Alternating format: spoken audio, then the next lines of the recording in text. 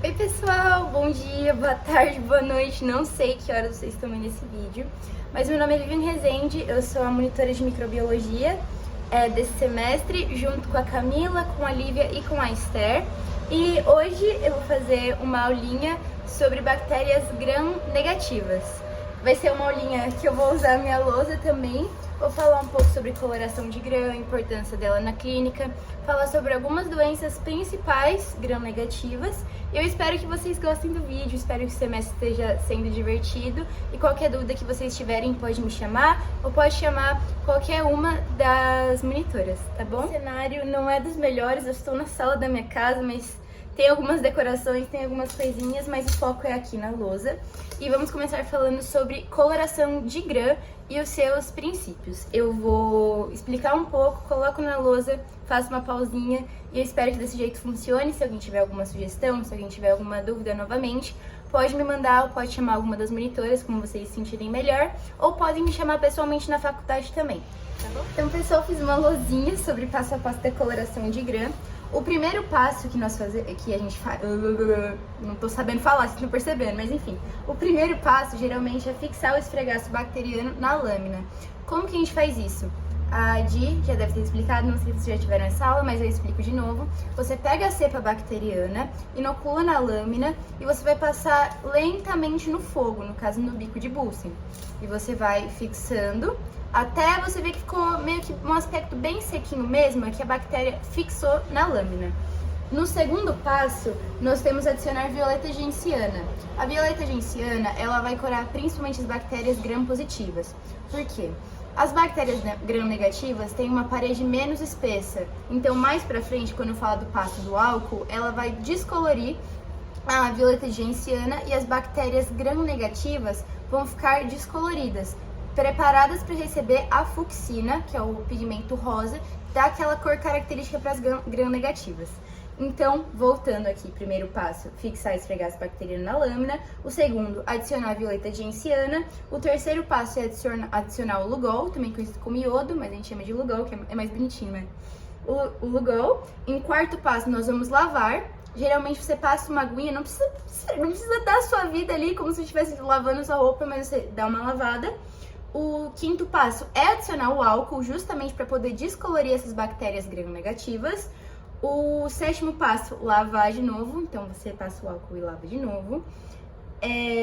O sétimo, não sei se eu confundi, mas enfim, o sétimo é corar com a fucsina, que é o pigmento rosa. E o oitavo passo é secar e observar no microscópio, ok? Então, como eu havia falado para vocês, as bactérias gram-negativas são rosas e as gram-positivas são roxas. Eu tenho um macete que vai ajudar vocês a fixar isso, vou passar para a lousinha, mas pela última vez, o primeiro passo, fixar o esfregaço bacteriano com fogo, bico de Bunsen.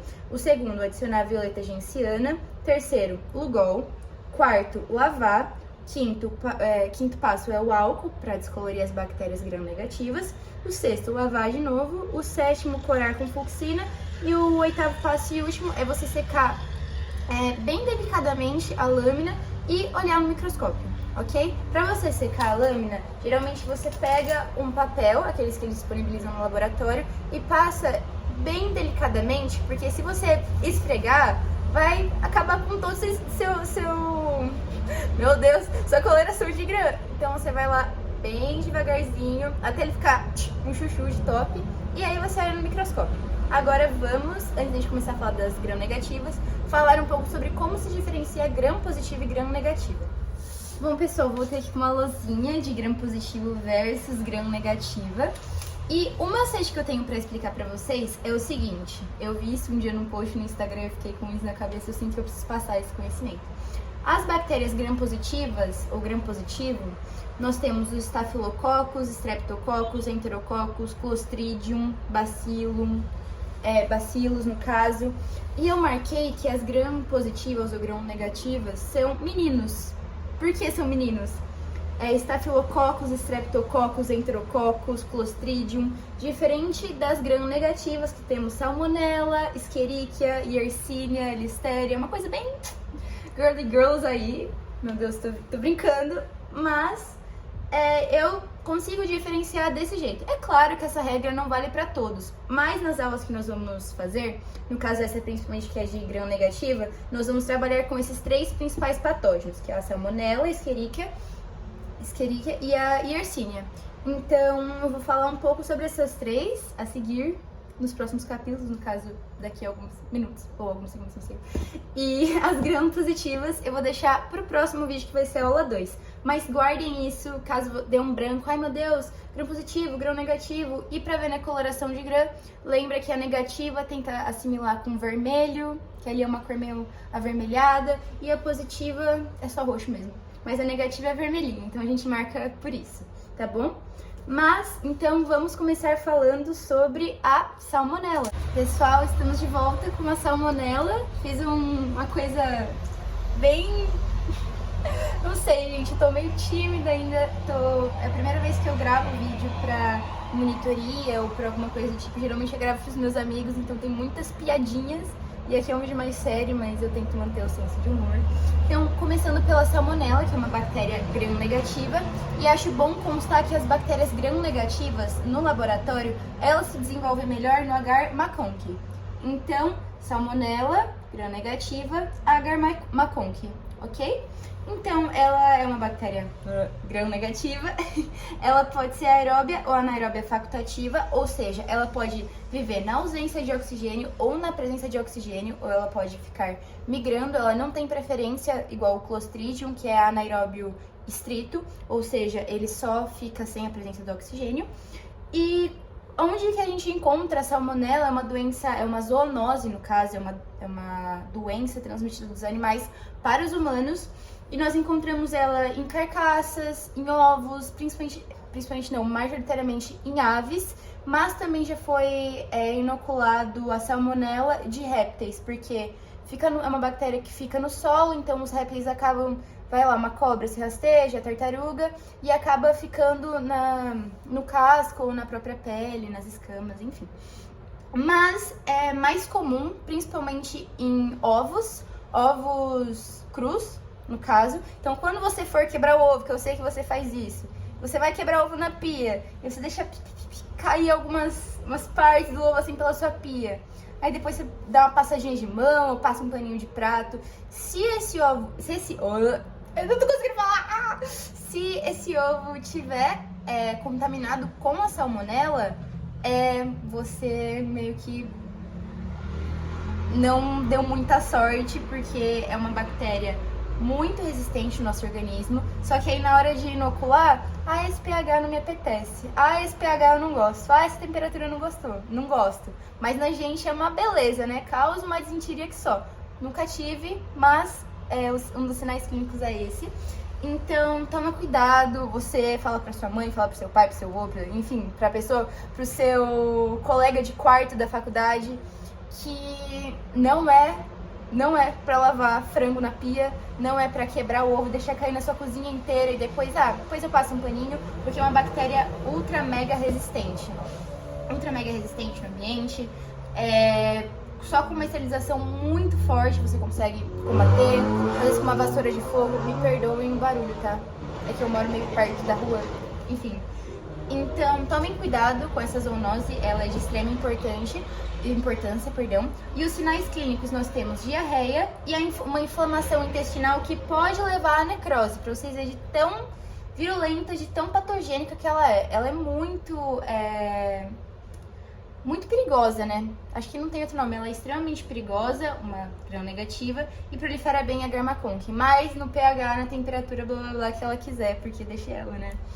Enfim, salmonela, que a gente precisa lembrar principalmente, gram-negativa, aeróbio e anaeróbio facultativa, gosta de ave, ovo, carcaça, enfim, é uma zoonose de extrema importância, e um dos principais sinais clínicos, ou melhor, o principal sinal clínico é a diarreia e a inflamação intestinal, que pode levar a uma necrose intestinal, que é um problema bem, bem sério. Agora vamos para a próxima. Pessoal, voltando com a Escherichia coli, também é conhecida como E. coli, né, para ser mais minimalista, E. coli. Ela é uma bactéria gram-negativa, anaeróbia facultativa, significa que ela pode viver com a ausência de oxigênio também. E a Escherichia coli, ela geralmente está no nosso organismo, ela faz parte do nosso organismo, da nossa flora intestinal, mas quando você entra em contato com uma cepa bacteriana muito virulenta, ela acaba se tornando um patógeno para nós. E como que a gente pode ingerir isso? Por meio de alimentos, no ambiente, tipo, às vezes você vai lá, entrou em contato, passou a mão em alguma superfície que podia estar contaminada com E. coli, levou a boca. Isso pode causar uma contaminação e nos nossos pacientes também é uma coisa bem grave se é uma cepa virulenta. Sobre a Escherichia coli, nós já sabemos que ela dá diarreia, blá, blá, blá, blá, blá, blá. Só que é muito importante saber sobre algumas fases dela. E ela cresce no agar MacConkey também. Gram negativa, agar MacConkey, ok? Gram positiva, agar Sankey.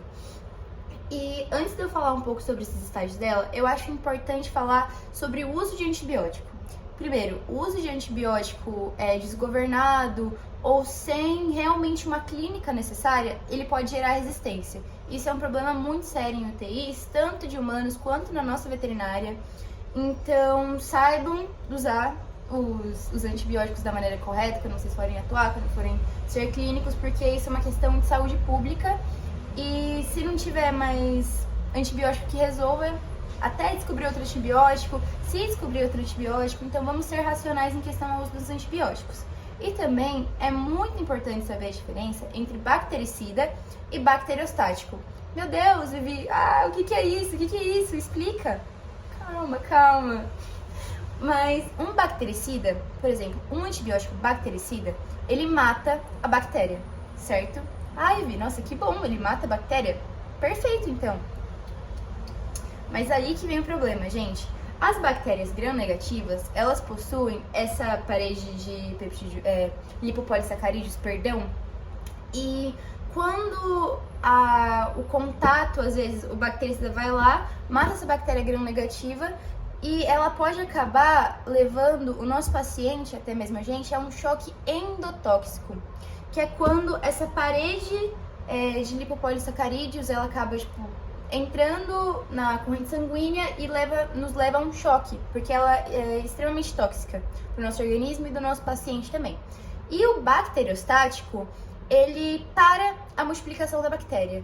Então, em casos de gram-negativas, bactérias gram-negativas, é importante fazer uso de bacteriostático, que ele para a multiplicação da bactéria, mas não rompe a parede e a membrana de lipopolissacarídeos, não leva ao choque endotóxico.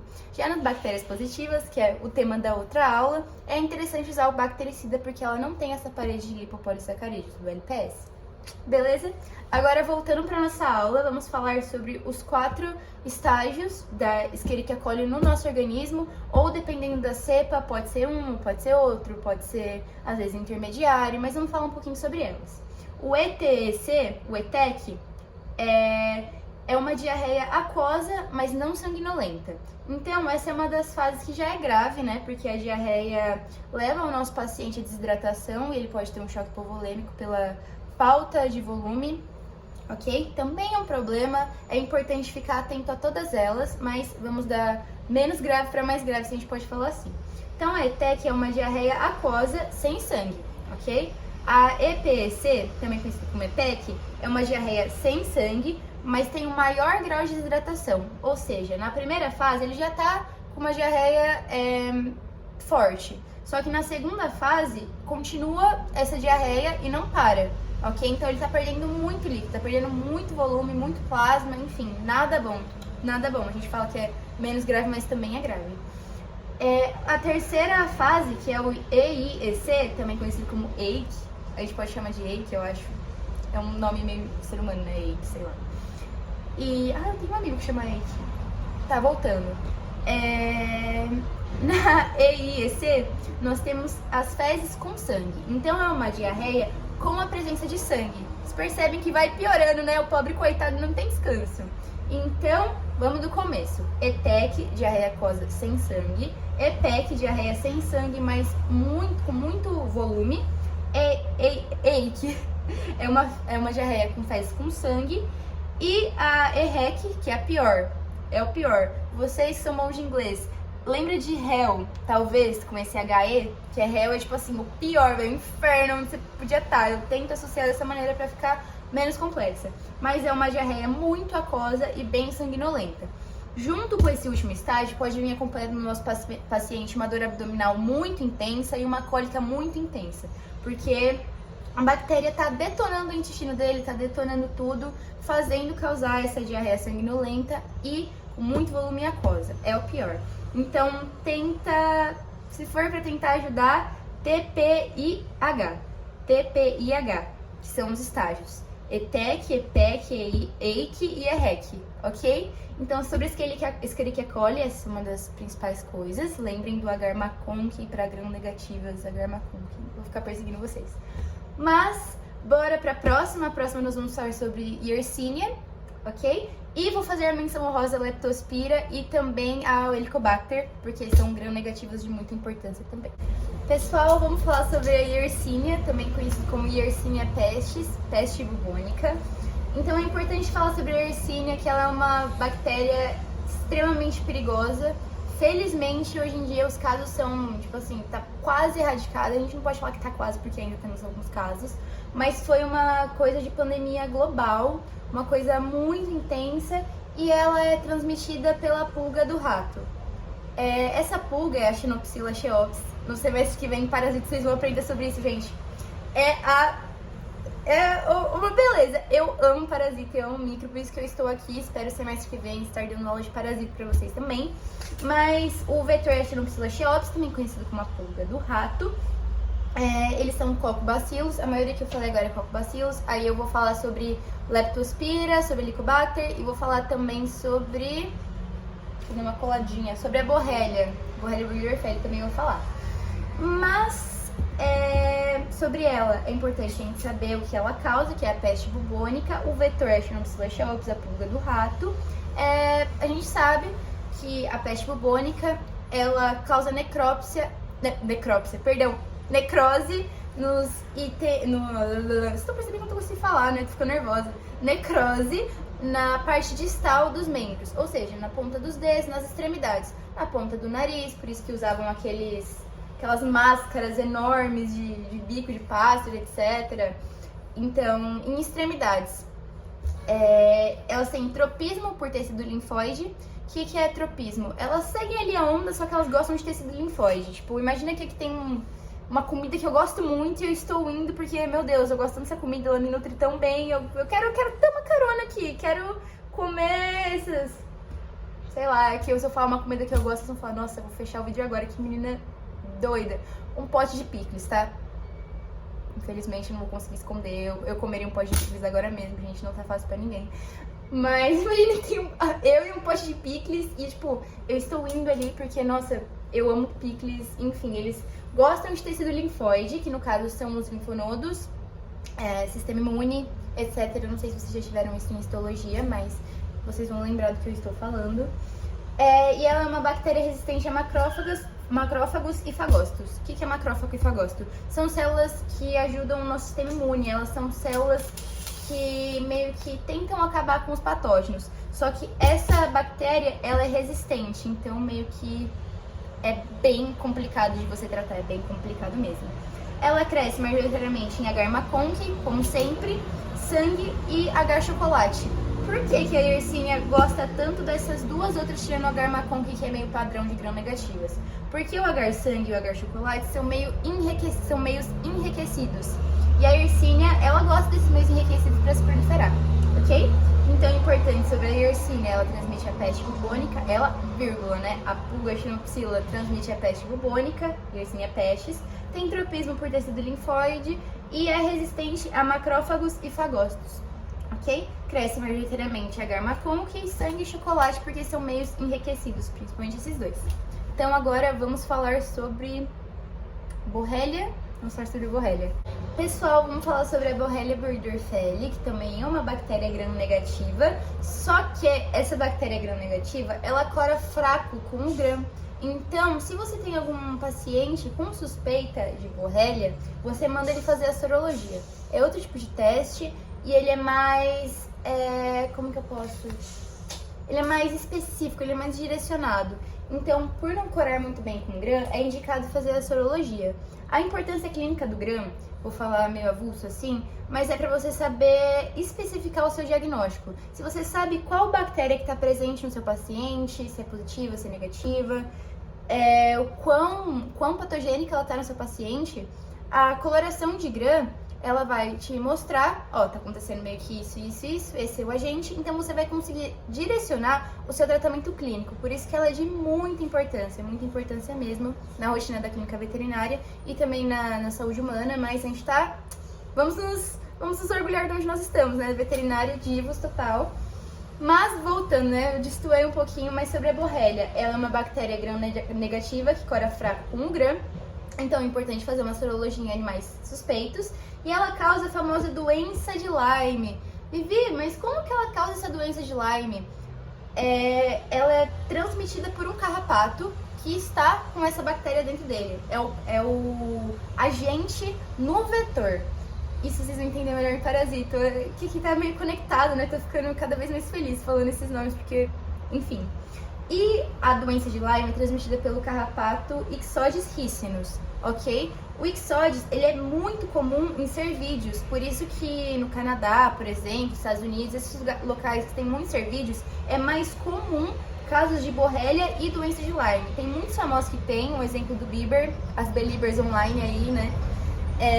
Caso vocês não saibam, ele tem doença de Lyme, a Bela Hadid, para as divas inteiradas na internet aí, a Bela Hadid tem, a Avril Lavigne, Justin Timberlake, são alguns famosos que têm essa doença e ela é bem grave. Você tem que fazer tratamento com antibiótico por muito tempo, é uma doença crônica, então é bem complicada de tratar. Ou ela pode ser transmitida pelo Ixodes, né, que é o carrapato, ou pelo piolho. Mas vamos focar mais no Ixodes, que é a mais recorrente. Então tem que fazer essa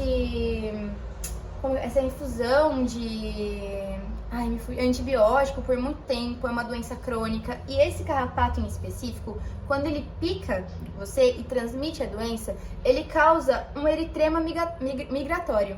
E viu que seria um eritrema migratório? Meu Deus, eritrema, enfim, um eritrema migratório. Foi. Tô meio desastrada, mas faz parte. O eritrema migratório, por exemplo, aqui tá o seu braço e o carrapatinho picou aqui. Não sei se tá dando pra enxergar. Em volta dessa picada desse carrapato, vai ficar como se fosse um alvo. O eritrema é como se deixasse a sua pele com uma marca, não é muito bem um hematoma, mas é como se ficasse um alvo. Sabe aquele de dardo de bar? Pra quem gosta de ir pro bar, tem um dardinho e um alvo. O eritrema migratório é muito semelhante a esse alvo, ok? Então ele deixa a pele com esses discos, tipo o escudo do Capitão América também, fazer várias correlações para ver se dá uma ajudada. Que fica um eritrema migratório, um risquinho de pele normal, um risquinho vermelho, como se estivesse com muito sangue ali, e normal, um risquinho vermelho, um alvo mesmo. É bem característico dessa doença, dessa picada desse carrapato. E essa doença, ela causa febre e paralisia, muita dor. E a bactéria gram-negativa é uma espiroqueta. Lembra de looping de montanha-russa? Então ela é uma espiroqueta, ela é em espiral. A pontinha do seu caderno de 10 matérias que você usava no ensino médio, em espiral. Então sobre a Borrelia gram-negativa, que cora fraco com gram, então é indicado fazer uma sorologia. Causa a doença de Lyme, transmitida pelo Ixodes ricinus, que é um carrapato. Causa febre ou paralisia, muita dor e é uma espiroqueta. Principais pontos. Agora bora falar de que falta falar, dar uma coladinha. Leptospira. Vamos falar de leptospira já. Pessoal, vamos falar um pouco sobre leptospira, também conhecido como leptospirose. É uma bactéria gram-negativa em espiroqueta. A Borrelia, calma aí que eu vou dar uma coladinha, ninguém é perfeito. Também é uma espiroqueta. Então lembrem do espiral do caderno de vocês. Ela é bem enroladinha. Ela faz penetração ativa quando contaminada. E como que eu contraio a leptospirose? Pela urina de roedores. Então imagina em regiões mais humildes, regiões mais precárias, se não tem tanto acesso assim ao saneamento básico e faz aquela enchente em que passam vários animais, passa rato, passa barata, passa tudo. Só que o rato urina nessa água e às vezes passa lá o seu cachorro, vai dar uma passeada lá, ou às vezes a própria pessoa. Essa bactéria, ela faz penetração ativa na pele. Então, é indolor, mas você adquire essa bactéria e você às vezes nem sabe, porque você não foi picado, você não ingeriu nada diferente. Só às vezes de pisar em algum lugar contaminado, você já adquire essa bactéria, que também é muito patogênica e muito perigosa. Então, ela faz penetração ativa, gram-negativa espiroqueta, urina de roedores. Ela causa aborto, sepse, problemas hepáticos e renais, pode levar a problemas respiratórios também. Então, o seu paciente vai chegar na clínica e o principal sinal clínico que ele vai apresentar é icterícia. Caso alguém tenha dificuldade com icterícia, são as mucosas orais, oculares, genitais amareladas, por conta desse problema hepático que é causado pelo extravasamento de bilirrubina, vocês não precisam saber disso, na corrente sanguínea e no sistema. Então, essa bilirrubina causa essa mucosa, essa aparência amarelada, sabe assim? Como se ele acabasse de ter tomado café, coitado, não vamos comparar, mas a icterícia são as mucosas amareladas secundárias a problemas hepáticos. Então, a leptospira causa muita sepse, problema hepático e renal, aborto em cadelas fêmeas e pode causar em mulheres grávidas também, como nós humanos. E principal sinal clínico é a icterícia. Mas essa doença ela é muito silenciosa. Às vezes ela dá uma febre, às vezes ela aparece no sinal clínico. Então é importante, caso você tenha alguma suspeita de leptospirose, primeiro, na clínica, não manusear o animal diretamente, nenhum deles. É muito importante você se proteger e ficar muito atento aos sinais de cada doença. É muito importante para a clínica saber disso, tá bom? Então, a leptospira, mais uma vez, é uma espiroqueta gram-negativa de penetração ativa, ou seja, você pode contrair pela urina do rato na poça de água que você pisou descalço, que seu cachorro foi passear e você pisou descalço, ok? Então, urina de roedores. Então, ela pode causar aborto, sepse, problemas hepáticos e renais, e a icterícia é um dos principais sinais clínicos, que é a mucosa amarelada, ok? Então, bora pro último, que é o Helicobacter. E espero que vocês estejam gostando. Não sei se o vídeo ficou muito longo, se vocês têm alguma sugestão novamente falando, mas estou muito feliz de estar aqui e explicando, gosto muito. Então, qualquer dúvida me chamem, eu chamei alguma das meninas, que nós estamos aqui, tá bom? Vamos falar sobre o nosso último agente, que é o Helicobacter da aula de hoje. Ele é uma bactéria gram-negativa em espiral, diferente da espiroqueta, que ela é bem enroladinha, bem enroladinha, bem enroladinha. Uma espiral é um pouco menos enroladinho. Será que é assim que eu posso dizer? Eu acho que vocês entenderam. Mas enfim, se vocês não entenderam, pode me mandar mensagem pra tirar dúvida. Mas a espiral, ela não é tão enroladinha como a espiroqueta. A espiroqueta é tipo meu Deus, uma mola. E esse aqui é como se fosse... Não consigo pensar em nada, mas vocês entenderam. Então, ela é uma bactéria gram-negativa. E qual que é o problema dessa bactéria? Ela neutraliza o ácido gástrico. O ácido gástrico ele que é o responsável pela nossa digestão. Então, se você não digere, fica meio que um bolo parado, fica uma coisa horrível e você consegue contrair o Helicobacter pela ingestão de alimentos ou água, etc., contaminados, ok? A maioria do que eu falo aqui ou é alimentos ou é por picada, por vetores, enfim, cada um tá especificadinho bonitinho. Então, ele neutraliza o ácido gástrico, causando danos à mucosa intestinal, levando a ulcerações, ok? Então, ela afeta principalmente o trato digestório, causando ulcerações e danos à mucosa. De novo, Helicobacter, uma bactéria gram-negativa em espiral, neutraliza ácido gástrico, causa danos à mucosa e, em contrapartida... Calma. Associada à úlcera, acho que deu pra pegar. Então, causa danos à mucosa associada à úlcera e acomete o trato digestório pela ingestão de alimentos contaminados majoritariamente. E lembrando a Agar Conky, né? Bactéria gram-negativa, não preciso mais falar que vocês já estão craques, mas é a Agar Conky.